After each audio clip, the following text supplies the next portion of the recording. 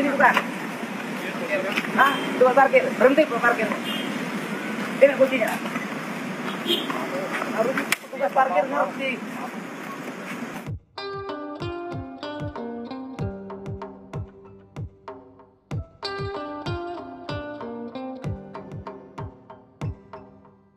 Di sebuah kampung kecil di Subang, Jawa Barat, lahirlah seorang anak dari keluarga biasa.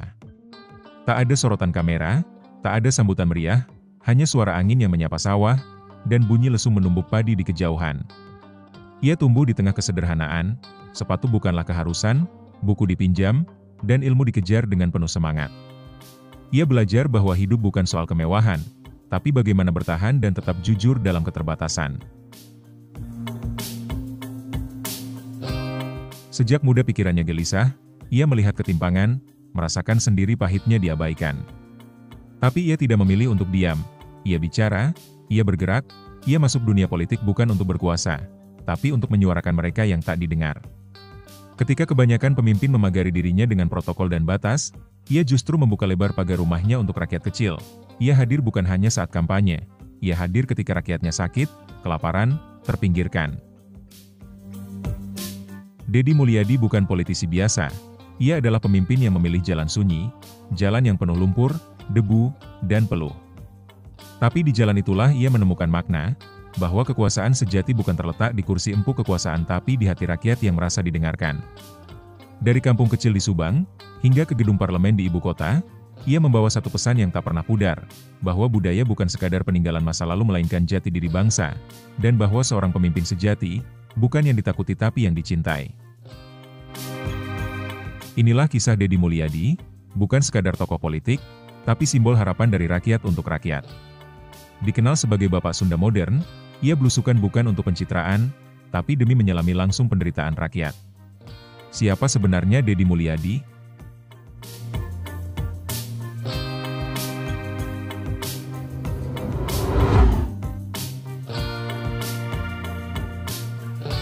Di balik senyumnya yang ramah dan tutur katanya yang lembut, tersembunyi sosok pria tangguh yang ditempa oleh kerasnya hidup sejak kecil. Ia bukan lahir dari keluarga bangsawan, bukan pula dari barisan elit politik yang nyaman duduk di atas tahta warisan kekuasaan. Namanya Deddy Mulyadi. Seorang anak desa yang membuktikan bahwa keberanian dan kejujuran bisa menjadi kompas menuju panggung besar negeri. Deddy Mulyadi lahir pada 11 April 1971, di sebuah kampung kecil di Kecamatan Sukasari, Kabupaten Subang, Jawa Barat. Ia adalah putra dari pasangan sederhana, tumbuh dalam lingkungan yang syarat nilai-nilai budaya, dan dibesarkan dengan kedisiplinan yang keras namun penuh kasih. Dari usia belia, ia telah merasakan getirnya hidup. Bekerja sambil bersekolah, berjalan kaki berkilo-kilometer untuk mengejar ilmu, dan mendengar langsung keluh kesah masyarakat kecil di sekitarnya. Disitulah nurani seorang pemimpin mulai tumbuh.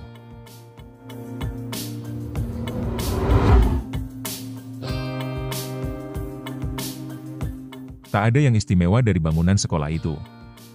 Lantainya masih tanah, dindingnya lapuk dimakan usia.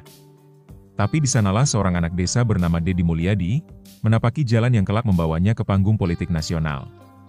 Pendidikan baginya bukan hanya kewajiban, tetapi pelarian dari keterbatasan.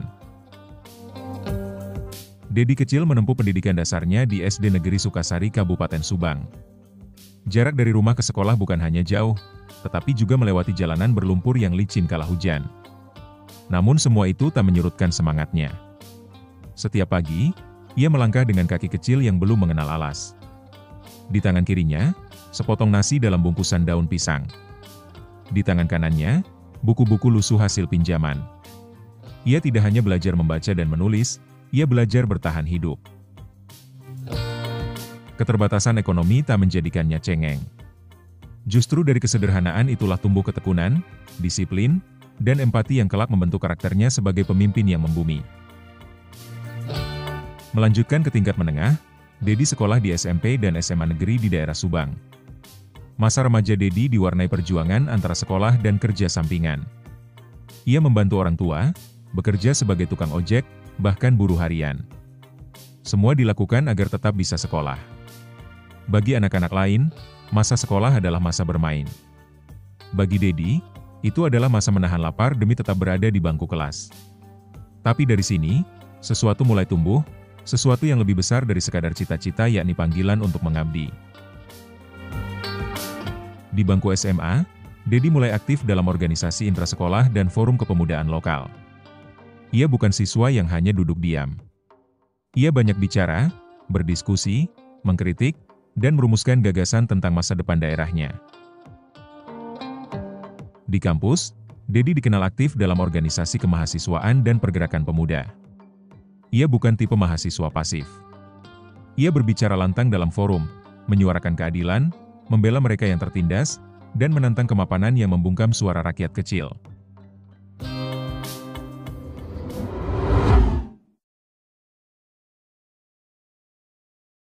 Ia memulai dari titik paling dasar, di tempat di mana suara rakyat seringkali dibisukan, dan perjuangan dianggap sebagai mimpi yang terlalu tinggi. Tapi Dedi Mulyadi tidak lahir untuk diam. Ia lahir untuk bersuara dan perlahan suara itu menggema hingga ke gedung-gedung tinggi tempat kekuasaan bersandar.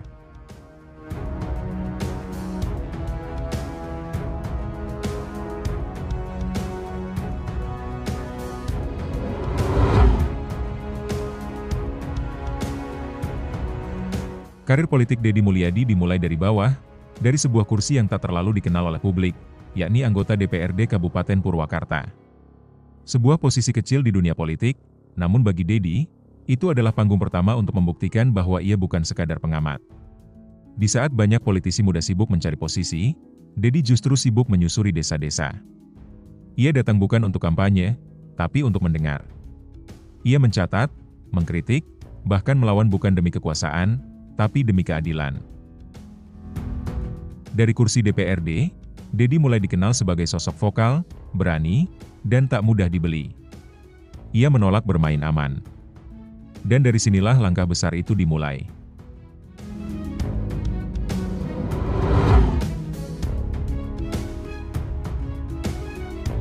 Pada 2003, Dedi dipercaya mendampingi Bupati Purwakarta saat itu sebagai wakil bupati. Banyak yang mengira ia akan menjadi simbol belaka, penggembira dalam pemerintahan. Tapi Dedi membalikkan semua persepsi. Sebagai wakil bupati, ia tidak memilih duduk manis di balik meja. Ia turun langsung ke lapangan. Ia berseteru dengan ketimpangan, bergelut dengan birokrasi yang usang, dan menghidupkan kembali suara-suara kecil yang selama ini terkubur. Ia dikenal sering datang ke kantor-kantor dinas tanpa pemberitahuan, memeriksa layanan publik secara langsung, dan bahkan menegur pejabat yang tak bekerja sepenuh hati.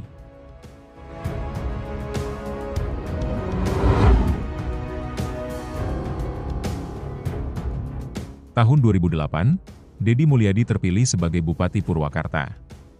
Inilah titik balik yang membuat namanya melejit di tingkat nasional.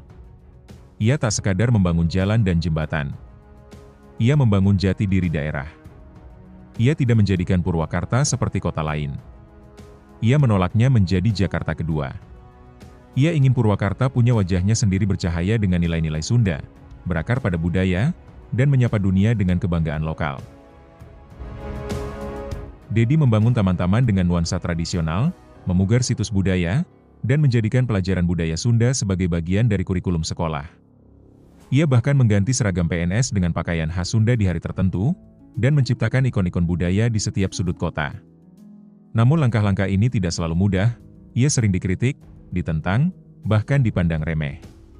Tapi Dedi tahu, jalan menuju perubahan tidaklah lapang. Dan ia memilih tetap melangkah meski harus sendirian.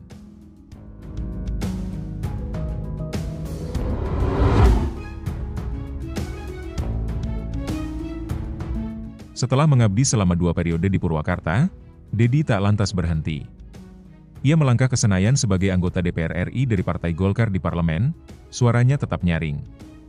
Ia dikenal sebagai legislator yang sering turun langsung ke masyarakat, bukan sekadar hadir di ruang rapat. Di saat banyak wakil rakyat lupa pada rakyat, Dedi tetap memeluk rakyatnya. Ia datang ke rumah-rumah, ke pasar, ke jalanan. Ia bicara, mendengar, dan bertindak. Ia buktikan bahwa jabatan bukan sekat, tapi jembatan. Dedi sering viral di media sosial karena aksinya yang menyentuh hati, membantu rakyat kecil tanpa kamera tersembunyi, memperjuangkan kebijakan berbasis budaya, dan membela kaum marginal tanpa takut tekanan politik.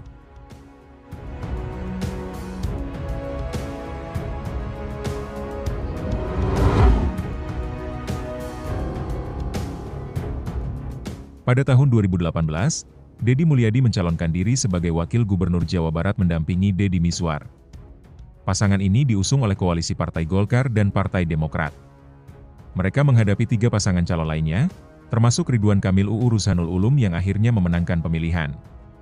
2 tokoh dengan latar belakang berbeda bersatu dalam satu tujuan membawa perubahan bagi Jawa Barat. Namun jalan menuju puncak tidak pernah mudah, terutama ketika bayang-bayang masa lalu dan dinamika politik mengaburkan langkah.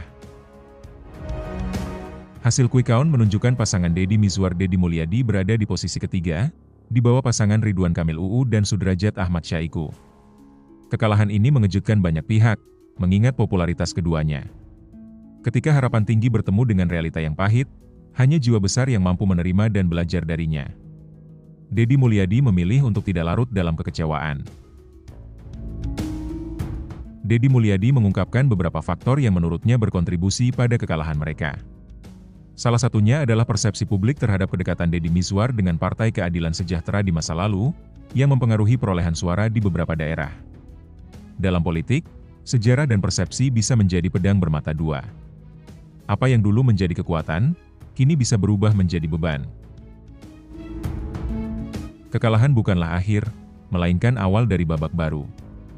Deddy Mulyadi membuktikan bahwa semangat pengabdian tidak terhenti oleh satu kekalahan.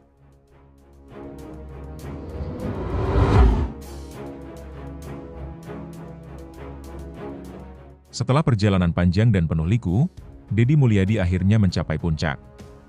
Kemenangan ini bukan sekadar angka, melainkan simbol dari kepercayaan rakyat yang telah lama menantikan perubahan.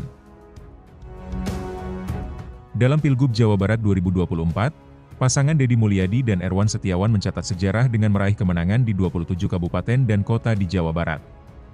Mereka memperoleh 14.130.192 suara, atau sekitar 62,22% dari total suara sah, unggul jauh dari pesaing-pesaingnya. Kemenangan ini bukan hanya soal angka, tetapi tentang bagaimana seorang pemimpin mampu menyatukan hati rakyat dari berbagai penjuru daerah. Menurut analisis LSI Denny JA, ada 4 faktor utama yang berkontribusi pada kemenangan Deddy Mulyadi. 1. Rekam jejak sosial. Kedekatan Deddy dengan masyarakat dan kepeduliannya terhadap isu-isu sosial membuatnya dicintai oleh banyak kalangan. 2. Strategi politik yang matang. Pendekatan kampanye yang humanis dan fokus pada kebutuhan rakyat menjadi kunci keberhasilannya. 3. Popularitas yang tinggi. Kehadiran Deddy yang konsisten di tengah masyarakat meningkatkan popularitasnya secara signifikan. 4. Koalisi partai yang kuat.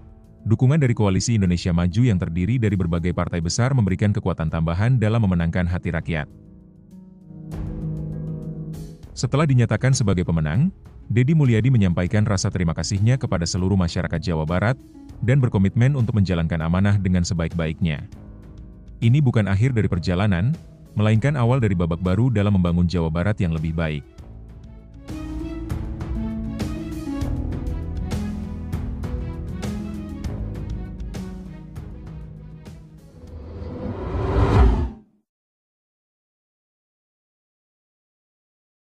Di balik panggung politik yang gemerlap, terdapat kisah pribadi yang penuh warna.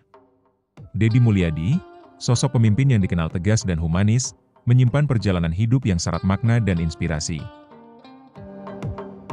Deddy Mulyadi lahir pada 11 April 1971 di Kampung Sukadaya, Desa Sukasari, Kabupaten Subang, Jawa Barat. Ia adalah anak bungsu dari 9 bersaudara. Ayahnya, Sahlin Ahmad Suryana, adalah pensiunan tentara prajurit kader, sementara ibunya, Karsiti, meski tidak mengenyam pendidikan formal, dikenal sebagai sosok pekerja keras dan aktif dalam kegiatan sosial seperti Palang Merah Indonesia. Dari keluarga sederhana inilah, nilai-nilai kerja keras, gotong royong, dan kepedulian sosial tertanam kuat dalam diri Deddy Mulyadi.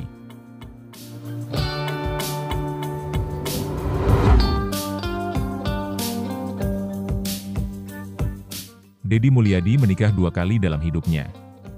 Pernikahan pertamanya dengan Sri Setiawati, dikaruniai seorang putra bernama Maulana Akbar Ahmad Habibi, yang lahir pada 3 November 1999. Maulana mengikuti jejak sang ayah di dunia politik, dan pernah menjabat sebagai Ketua DPD Partai Golkar Kabupaten Purwakarta. Setelah Sri Setiawati meninggal dunia, Deddy menikah dengan Ana Ratna Mustika, mantan Miss Purwakarta. Dari pernikahan ini, mereka dikaruniai 2 anak, Yudhistira Manunggaling Rahmaning Hurip dan Hyang Sukma Ayu Mulyadi Putri. Kehidupan keluarga Deddy Mulyadi mencerminkan perpaduan antara tradisi dan modernitas, dengan anak-anak yang tumbuh dalam nilai-nilai luhur dan semangat pengabdian.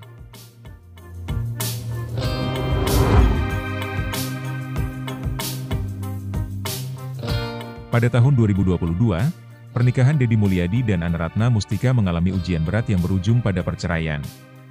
Meski menjadi sorotan publik, Deddy tetap fokus pada pengabdiannya kepada masyarakat dan tidak membiarkan urusan pribadi mengganggu tugasnya sebagai pemimpin. Setiap pemimpin menghadapi ujian, dan bagaimana mereka menghadapinya menunjukkan karakter sejati mereka. Deddy Mulyadi memilih untuk tetap tegar dan melanjutkan perjuangannya.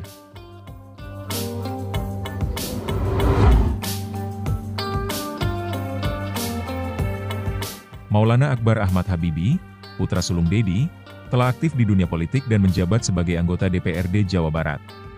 Anak bungsunya, Hyang Sukma Ayu Mulyadi Putri, yang lahir pada 18 April 2019, menunjukkan bakat di bidang seni pedalangan dan telah tampil di berbagai pentas wayang. Anak-anak Deddy Mulyadi tidak hanya mewarisi nama besar ayah mereka, tetapi juga nilai-nilai dan semangat untuk berkontribusi bagi masyarakat.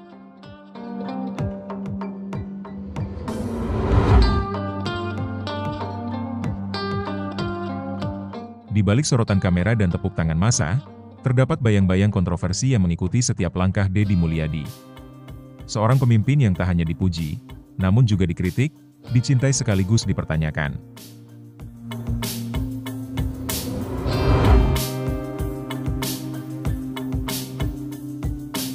Salah satu kebijakan yang menuai kontroversi adalah program pengiriman siswa bermasalah ke barak militer untuk pembinaan karakter. Meskipun bertujuan mulia, program ini mendapat kritik tajam dan bahkan dilaporkan ke Komnas HAM oleh wali murid yang merasa kebijakan tersebut melanggar hak anak. Apakah disiplin militer adalah jawaban atas kenakalan remaja, atau justru bentuk kekerasan terselubung yang mengabaikan hak asasi manusia?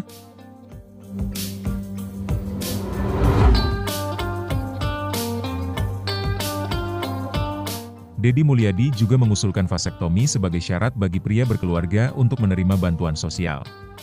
Kebijakan ini menuai kritik dari berbagai pihak, termasuk Majelis Ulama Indonesia, MUI, yang menyatakan bahwa vasektomi tanpa alasan medis adalah haram dan melanggar hak asasi manusia. Ketika kebijakan menyentuh ranah tubuh dan keyakinan, batas antara solusi dan pelanggaran menjadi samar.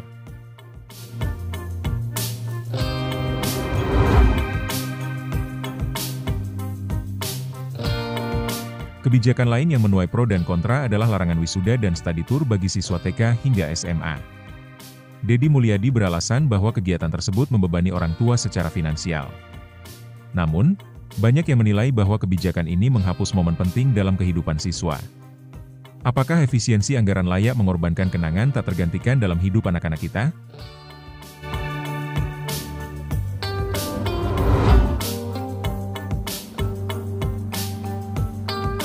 Deddy Mulyadi dikenal aktif di media sosial, membagikan berbagai kegiatan dan kebijakannya. Hal ini membuatnya dijuluki gubernur konten. Namun, beberapa pihak menilai bahwa aktivitas tersebut lebih condong pada pencitraan daripada substansi kebijakan. Di era digital, batas antara transparansi dan pencitraan menjadi semakin tipis.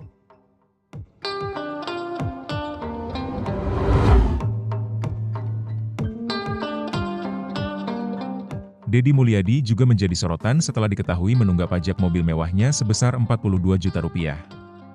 Hal ini dianggap kontradiktif dengan kebijakan pemutihan pajak yang ia galakan di Jawa Barat. Ketika pemimpin lupa pada kewajiban pribadinya, bagaimana rakyat bisa percaya pada integritasnya?